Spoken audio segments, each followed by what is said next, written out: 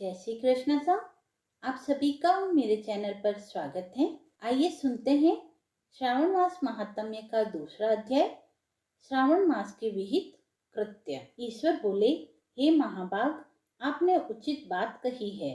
हे ब्रह्मपुत्र, आप विनम्र, गुणी, श्रद्धालु तथा भक्ति संपन्न श्रोता हैं। हे अनघ, आपने श्रावण मास के विषय में विनम्रता पूर्वक जो पूछा है उसे तथा जो नहीं पूछा है वह सब अत्यंत हर्ष तथा प्रेम के साथ मैं आपको बतलाऊंगा। द्वेष न करने वाला सबका प्रिय होता है और आप उसी प्रकार विनम्र हैं, क्योंकि मैंने आपके अभिमानी पिता ब्रह्मा का 5वां मस्तक काट दिया था। फिर भी आप उस द्वेष का त्याग करके मेरी शरण को प्राप्त हुए हैं। अतः हे तात, मैं आपको सब कुछ बतलाऊंगा। आप एकाग्रचित होकर सुनिए। हे योगिन, मनुष्य को चाहिए कि श्रावण मास में नियम पूर्वक नक्त व्रत करें और पूरे महीने भर प्रतिदिन रुद्राभिषेक करें। अपनी प्रत्येक प्रिय वस्तु का इस मास में त्याग कर देना चाहिए। पुष्पों, फलों, धान्यों, तुलसी की मंजरी तथा तुलसी दलों और बिल्व पत्रों से शिव जी की लक्ष्य पूजा करनी चाहिए। 1 करोड़ शिवलिंग बनाना चाहिए और ब्राह्मणों को भोजन कराना चाहिए। महीने भर धारण पारण नामक व्रत अथवा उपवास करना चाहिए। इस मास में मेरे लिए अत्यंत प्रीतिकर पंचामृत अभिषेक करना चाहिए। इस मास में जो जो शुभ कर्म किया जाता है वह अनंत फल देने वाला होता है। हे मुने, इस माह में भूमि पर सोए, ब्रह्मचारी रहें और सत्य वचन बोले। इस मास को बिना व्रत के कभी व्यतीत नहीं करना चाहिए। फलाहार अथवा हविष्यायन ग्रहण करना चाहिए। पत्ते पर भोजन करना चाहिए। व्रत करने वाले को चाहिए कि इस मास में शाक का पूर्ण रूप से त्याग कर दे। हे मुनिश्रेष्ठ, इस मास में भक्ति युक्त होकर मनुष्य को किसी न किसी व्रत को अवश्य करना चाहिए। सदाचार परायण, भूमि पर शयन करने वाला, प्रातः स्नान करने वाला और जितेंद्रिय होकर मनुष्य को एकाग्र किए गए मन से प्रतिदिन मेरी पूजा करनी चाहिए। इस मास में किया गया पुनश्च चरण निश्चित रूप से मंत्रों की सिद्धि करने वाला होता है। इस मास में शिव के षडाक्षर मंत्र का जप अथवा गायत्री मंत्र का जप करना चाहिए और शिव जी की प्रदक्षिणा, नमस्कार तथा वेद पारायण करना चाहिए। पुरुष सूक्त का पाठ अधिक फल देने वाला होता है।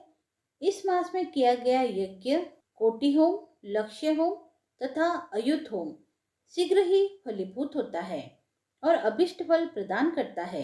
जो मनुष्य इस मास में एक भी दिन व्रतहीन व्यतीत करता है वह महाप्रलय पर्यंत घोर नरक में वास करता है। यह मास मुझको जितना प्रिय है उतना और कोई मास मुझे प्रिय नहीं है। यह सकाम व्यक्ति को अभिष्ट फल देने वाला तथा निष्काम व्यक्ति को मोक्ष प्रदान करने वाला है। हे सतम, इस मास के जो व्रत और धर्म है उन्हें मुझसे सुनिए। रविवार को सूर्य व्रत, सोमवार को मेरी पूजा और नक्त भोजन करना चाहिए।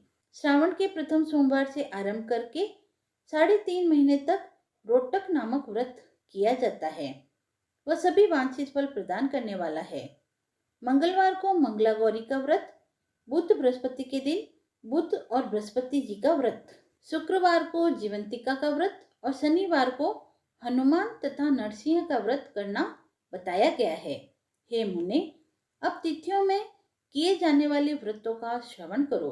श्रावण के शुक्ल पक्ष की द्वितीय तिथि को औदुंबर नामक व्रत होता है।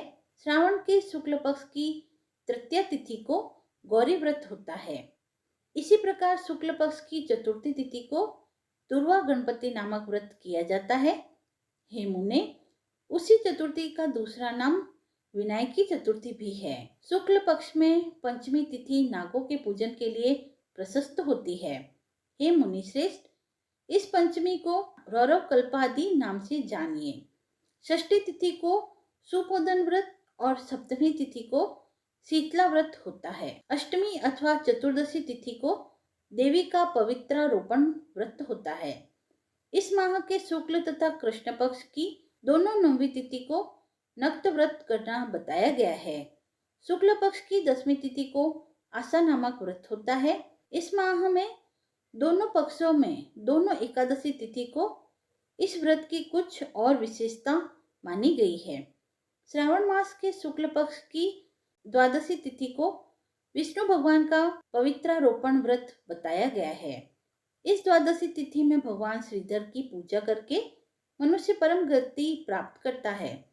उत्सर्जन, उपाकर्म, सभादीप, सभा में उपाकर्म, इसके बाद रक्षाबंधन, पुनः श्रवणाक्रम, सर्पबलि और हयग्रीव का अवतार, ये 7 कर्म पूर्णमासी तिथि को करने हेतु बताए गए हैं। श्रावण मास के कृष्ण पक्ष में चतुर्थी तिथि को संकष्टी चतुर्थी व्रत कहा गया है और श्रावण मास के कृष्ण पक्ष की पंचमी तिथि के दिन मानव कल्पादि नामक व्रत को जानना चाहिए। हे द्विजोत्तम, कृष्ण पक्ष की अष्टमी तिथि को श्री कृष्ण का पूर्णावतार हुआ। इस दिन उनका अवतार हुआ, अतः महान उत्सव के साथ इस दिन व्रत करना चाहिए। हे मुनिश्रेष्ठ, इस अष्टमी को मनवादी तिथि जानना चाहिए। श्रावण मास की अमावस्या तिथि को पिठोरा व्रत कहा जाता है। इस तिथि में कुशों का ग्रहण और वृषभों का पूजन किया जाता है। इस मास में शुक्ल पक्ष की प्रतिपदा तिथि से लेकर सब तिथियों के पृथक पृथक देवता है।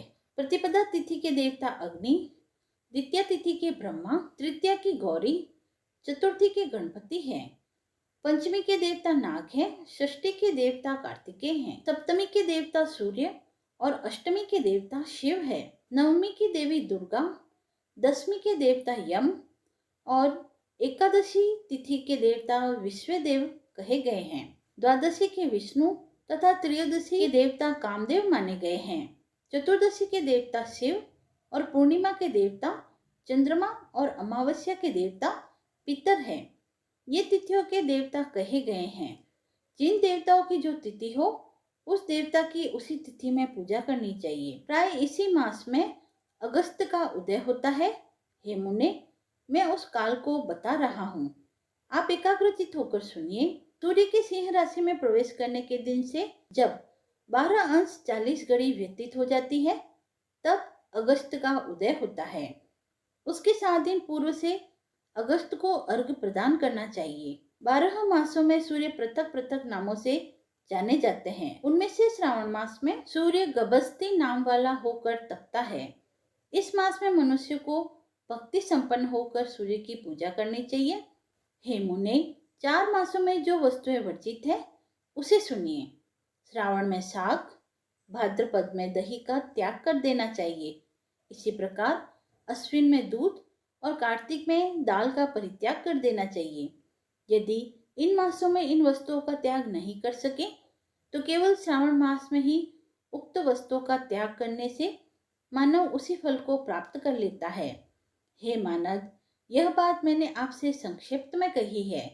हे मुनिश्रेष्ठ, इस मास के व्रतों और धर्मों के विस्तार को सैकड़ों वर्षों में भी कोई नहीं कह सकता।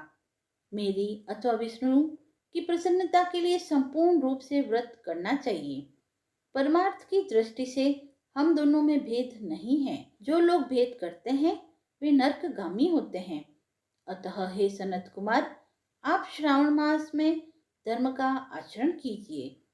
इति श्री स्कंद पुराणे ईश्वर सनत कुमार संवादे श्रावण व्रतोपदेश कथनम नामक द्वितीय अध्याय संपूर्ण हुआ। यदि आपको यह अध्याय पसंद आया हो तो आप वीडियो को लाइक करें, चैनल को सब्सक्राइब करें और कमेंट बॉक्स में हर हर महादेव अवश्य लिखें। धन्यवाद।